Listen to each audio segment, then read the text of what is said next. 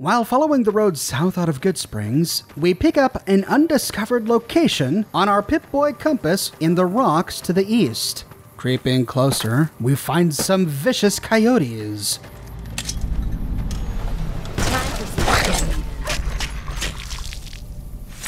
Guarding the Goodsprings cave. Inside the cave, we see some smeared blood on the ground, and nearby, a human skeleton, still clutching a bottle of cat-eye. No, these coyotes are not innocent little puppies. These are vicious pests that must be exterminated. But staying hidden, we can creep closer and kill these from stealth. 1 down. 2 down. And following a trail of blood, we reach the heart of the coyote den to the south. You're just in time for your ass whipping. And look at this carnage! Oh, we find human skeletons rendered to pieces, and all sorts of just gore and body parts.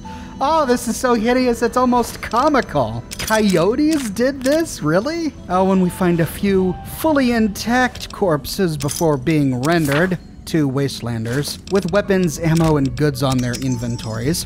We even find a copy of Lad's Life. In a duffel bag nearby, we find a huge stash of ammunition and scrap. And this blood just keeps going everywhere. Goodness, you'd think Nightkin lived here or something. But this is a small cave, and that's really all there is to it. So heading back outside, as we're about to leave, we see a pointy rock just outside the cave. This is a hollowed out rock, and inside we find a small stash of goods. With the cave explored, we see more enemies on our compass to the north. More coyotes. We sniped one off the hill. Climbing the hill, we can try to find others, but as we explore, we stumble upon a huge hole in the ground. This is the Devil's Gullet, and it looks like someone has created a ramp here out of scrap metal, scrap wood, and a trailer. At the bottom of the gullet, we can peer into the back of the truck. There are a bunch of barrels. We can't squeeze in there, though we do find an ammo canister. And exploring the bottom of the gullet, we find 2 more ammo canisters, the remains of what must have been a small campsite, and a Sunset Sarsaparilla Star bottle cap on a wooden box. Inside a nearby bathtub is 1 piece of Hydra, and that's about it for the Devil's Gullet. Heading up top, we can take care of a coyote that has become too curious.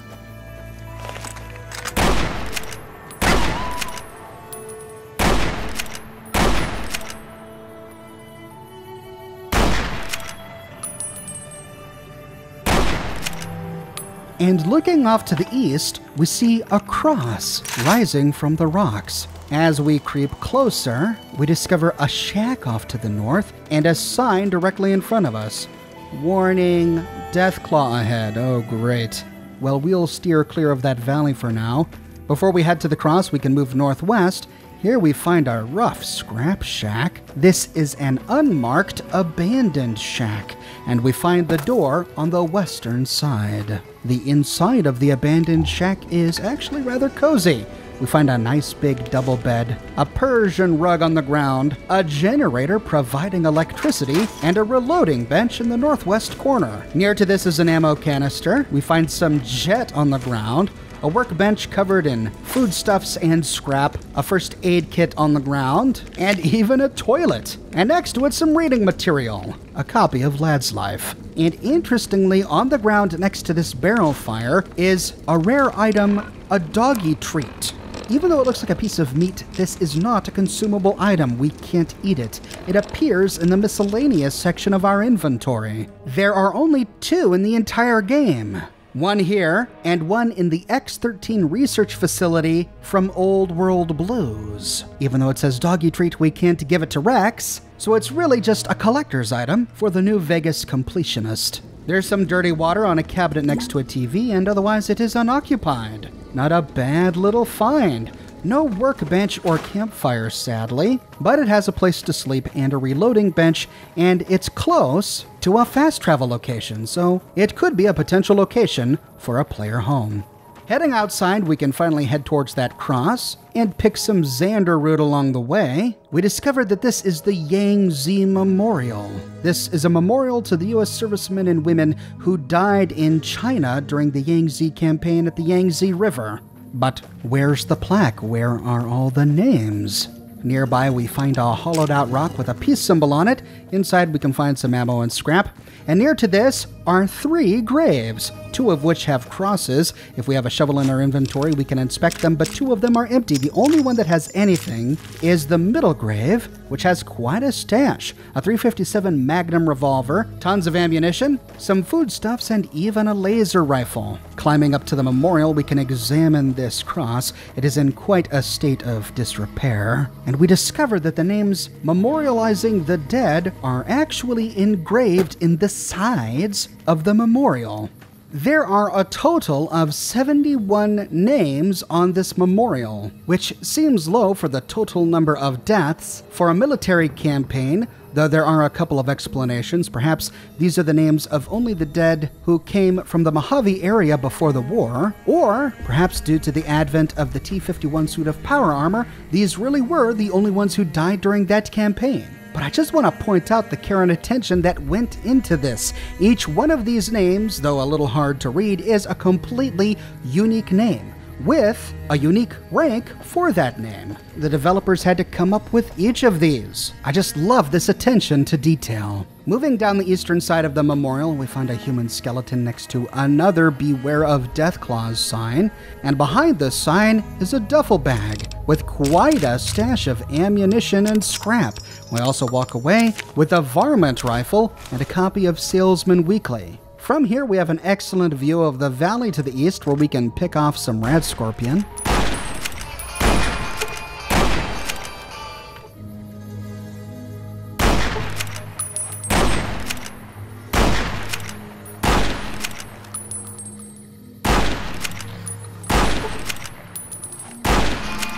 But you know, this Devil's Gullet that we found near the Goodsprings cave reminds me of another location. To find it, we need to travel to Ranger Station Bravo. If we wander off to the east of Ranger Station Bravo, we eventually find a bunch of feral ghouls wandering the hills to the southeast.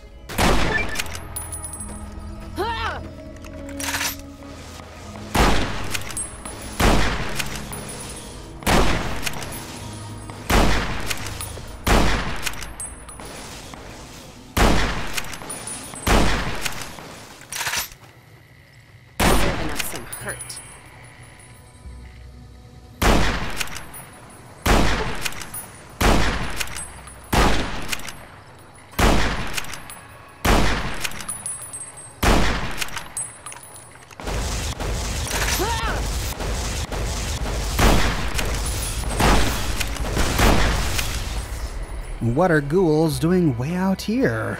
We see some smoke rising off in the distance. Moving northeast to explore it, we stumble upon another huge crater filled with more ghouls. This is the Devil's Throat. I guess any big pit in the ground belongs to the devil.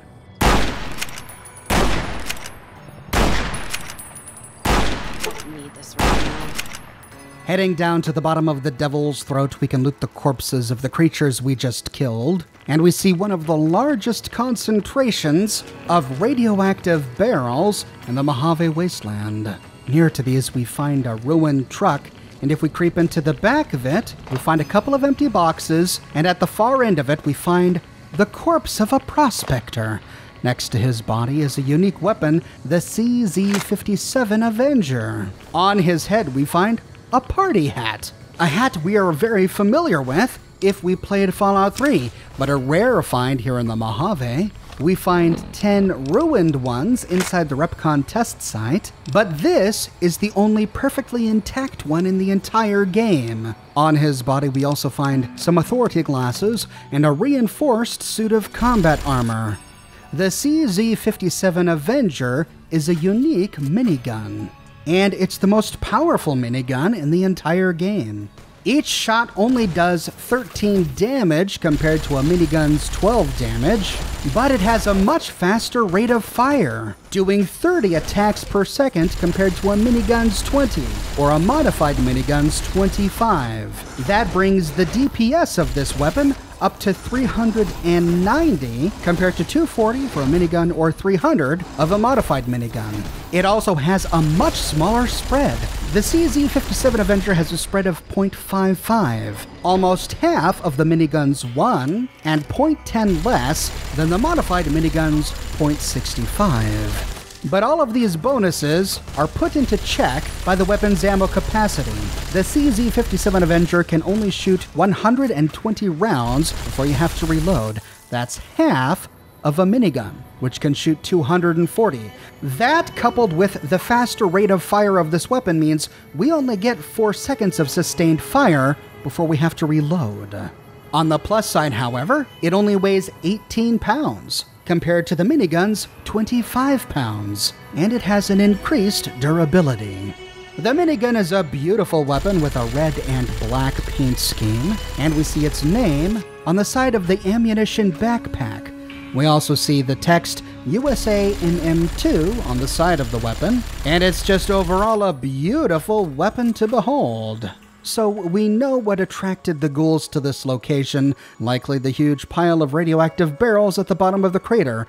But what were they doing outside the crater? Heading out of the crater, if we walk to the northwest, we find red marks on our Pip-Boy compass. Cresting a hill, we see some super mutants.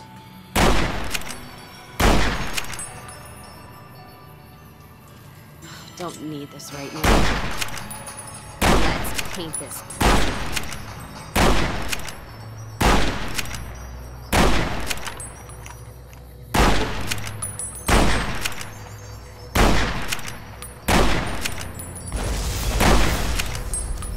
3 of them, all armed with heavy weapons. When they're dead, we can creep forward. We see they had a bit of a camp. There's a campfire here and some makeshift bedding. There's a bit of a darkened cave nearby, but it doesn't really go anywhere. But turning right, we find the one. This is an undetonated nuclear bomb, and it's highly radioactive, explaining the ghouls. It looks very similar to the undetonated nuclear bomb that we remember from Megaton. If we creep close to it, we discover the ability to salvage components from it by passing a science skill of 60. If successful, we salvage 150 energy cells, 50 microfusion cells, and 2 sensor modules. Exploring closer, we see a big rectangular window into the bomb. This reveals the countdown timer inside, and we see that it's set to 9999. Could this perhaps explain why it never detonated? Now, we only find the one here if we have the Wild Wasteland trait. Without it, all we find is a blackened patch of sand. Therefore, we don't really know if finding the one here is canonical or not. And with that, we fully explore Goodsprings Cave, the Devil's Gullet, the Abandoned Shack, the Yangzi Memorial, the Devil's Throat, and the One. Thanks for watching, everybody. I'm back from my trip, but I've been busy piecing together all of this footage that I recorded while I was away. I'll soon have some new content for you, but in the meantime, I'll be publishing shorter videos like this one to tide you over. If you don't want to miss what I have in store, be sure to subscribe and to click that bell notification button. I've got a brand new shirt in the shop. Eulogy Jones!